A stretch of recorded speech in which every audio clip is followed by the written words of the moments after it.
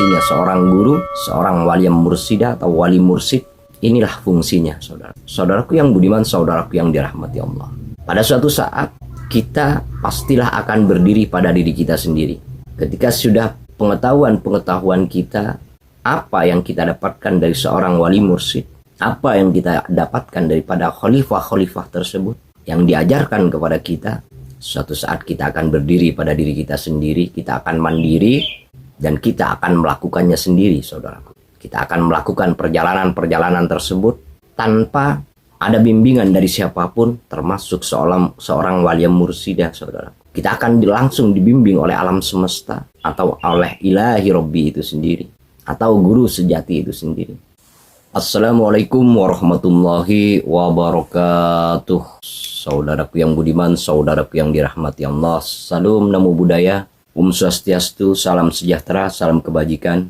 Pada kesempatan kali ini, izinkan teras kehidupan menyampaikan sekelumit pengetahuan yang barangkali bisa bermanfaat buat kita semua, untuk kita bahas, untuk kita cerna bersama, dan kita jadikan sebagai penerang diri kita melampaui alam yang gelap gulita. Saudaraku yang budiman, saudaraku yang dirahmati, dimanapun jenengan berada, para wali, para anbiya, para rasul, mereka mengalami sebuah perjalanan yang sangat luar biasa, saudara. Dari titik nol mereka mengawalinya, lalu kemudian mereka menyerahkan diri mereka secara totalitas, tanpa syarat, tanpa pengharapan, tanpa keinginan apapun. Menyerahkannya secara totalitas kepada ilahi Rabbi. Dan setiap manusia berhak juga mengalaminya. Dan siapapun itu, entah dari kalangan apapun, dari golongan apapun. Saudaraku yang budiman, saudaraku yang dirahmati Allah. Manusia diutus ke muka bumi, diturunkan ke muka bumi adalah untuk menjadi seorang khalifah atau wakilnya Allah itu sendiri di alam semesta ini. Untuk apa? Untuk menyampaikan kebenaran-kebenaran tentang Allah, untuk menyampaikan ajaran-ajaran hak tentang Allah, untuk menyampaikan cinta kasihnya Allah, kasih dan sayangnya Allah. Saudaraku yang budiman, saudaraku yang dirahmati Allah. Namun seorang khalifah memiliki kriteria, saudara. Seorang khalifah memiliki kriteria. Apa itu khalifah? Seorang khalifah, dia sudah tiada dirinya, dia sudah tenggelam dirinya, dia sudah hancurkan dirinya, dia sudah leburkan dirinya, dia sudah serahkan dirinya secara totalitas. Karena untuk menjadi wakil Allah, haruslah menyerahkan dirinya secara totalitas kepada ilahi Rabbi, kepada Allah, Sang Gusti, Sang Maha Agung itu sendiri. Karena kalau tidak demikian, tidak bisa menjadi seorang khalifah. Seorang khalifah adalah contoh bagi seluruh umat manusia. Kalau untuk di zaman sekarang, namanya adalah wali mursyid atau waliyam mursyidah. Seorang guru mursyid atau seorang waliyam mursyidah. Dia mengajarkan kepada umat tanpa tendeng aling-aling. Mengajarkan kepada umat tanpa mengenal lelah, tanpa pamrih, tanpa mengharapkan imbalan apapun. Berbeda dengan kita bekerja mengharapkan sesuatu untuk kembali kepada kita.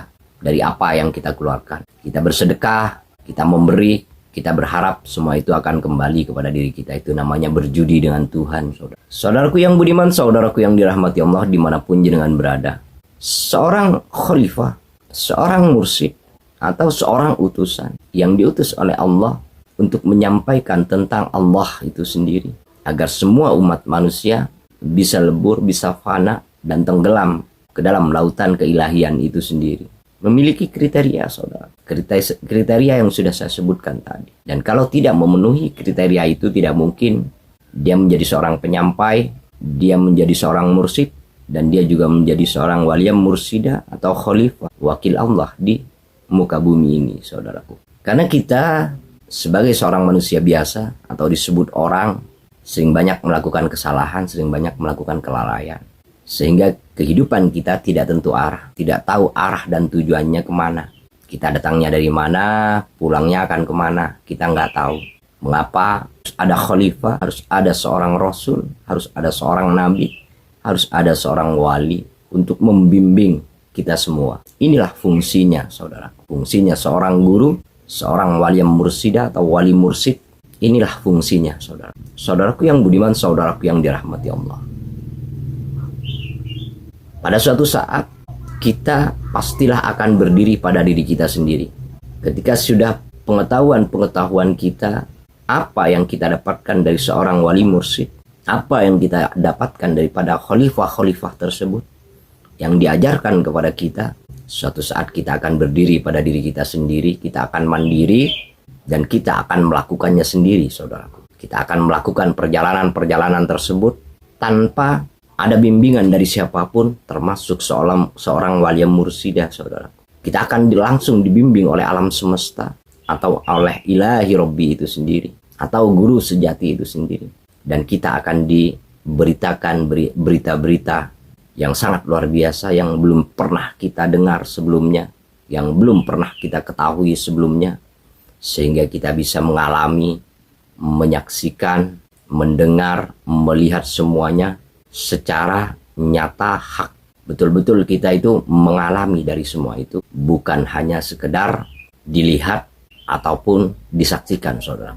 Tetapi kita sudah betul-betul menjadi pelaku di dalamnya, saudara. Saudaraku yang budiman, saudaraku yang dirahmati Allah. Kita sebagai manusia tidak boleh lalai dalam setiap hal. Karena kalau kita lalai, apa yang akan terjadi kepada diri kita?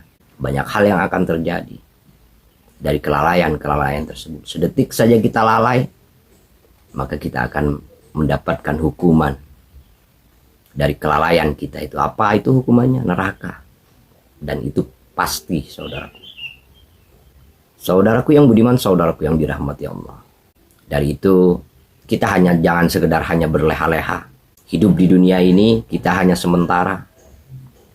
Kita hanya mondok di sini. Kita beristirahat sejenak di sini. Lalu kemudian kita akan melanjutkan perjalanan kita menuju ilahi Rabbi. Namun sebelum kita melanjutkan perjalanan itu, kita harus tahu petanya. Kita akan kemana, jalannya kita harus tahu, arahnya kita harus tahu, dan tempat yang kita tuju kita juga harus tahu, saudara. Jadi tidak asal jalan, tidak asal menuju, tidak asal lari, namun kita sudah tahu pasti kepada tempat yang kita tuju itu. Dari mana kita berawal, dari disitulah kita akan kembali. Dari mana awal kita sebelum masuk ke alam dunia ini, maka kesitulah kita akan kembali. Kalau kita berasal dari Allah, maka kita akan kembali kepada Allah. Tidak akan kembali kemana-mana. Kalau kita masih kembali kemana-mana, berarti jiwa kita belum bersih, jiwa kita belum tenang selama di dunia. Selama di tempat persinggahan ini, jiwa kita belum tenang, jiwa kita belum damai, jiwa kita belum mengetahui tempat asalnya. Berbeda dengan orang yang sudah bisa mengetahui tempat asalnya, maka dia akan kembali dengan ketenangan jiwanya, karena dia sudah dipanggil dan terpanggil oleh Robnya sendiri. Dia sudah dituntun oleh guru sejatinya untuk sampai ke sisinya, saudaraku. Saudaraku yang budiman, saudaraku yang dirahmati Allah. Pertemuan kita pada pagi hari ini mudah-mudahan bisa bermanfaat dan berfaedah, saudaraku. Dan betul-betul bisa kita cerna, bisa kita manfaatkan, bisa kita mengalami, saudaraku. Bukan hanya sekedar melihat dan mendengar, tetapi kita sudah bisa mengalaminya, saudaraku. Mungkin pertemuan kita pada pagi hari ini saya cukupkan sekian, dan kurang lebihnya saya ucapkan terima kasih dan mohon maaf yang sebesar-besarnya. Assalamualaikum warahmatullahi wabarakatuh.